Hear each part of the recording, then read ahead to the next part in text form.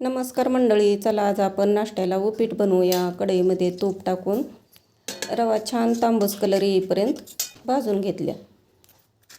हिरव्या मिरचीचे बारीक तुकडे करून घेतले. एक कांदा बारीक चिरून घेतला. कढीपत्ता कोथिंबीर घेतले. नंतर कढईमध्ये तेल टाकून शेंगदाणे तळून घ्यायचे आहेत.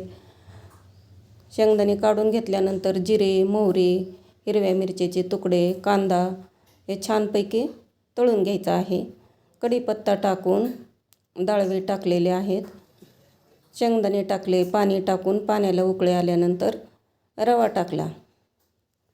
5 मिनिट रवा कमी गॅसवरती झाकून वाफवून घ्यायचा आहे. हे झालं उपीट तयार. तर कसं वाटलं हे मी बनवलेलं उपीट? नक्की लाईक करा, शेअर करा, सबस्क्राईब करा, कमेंट करा.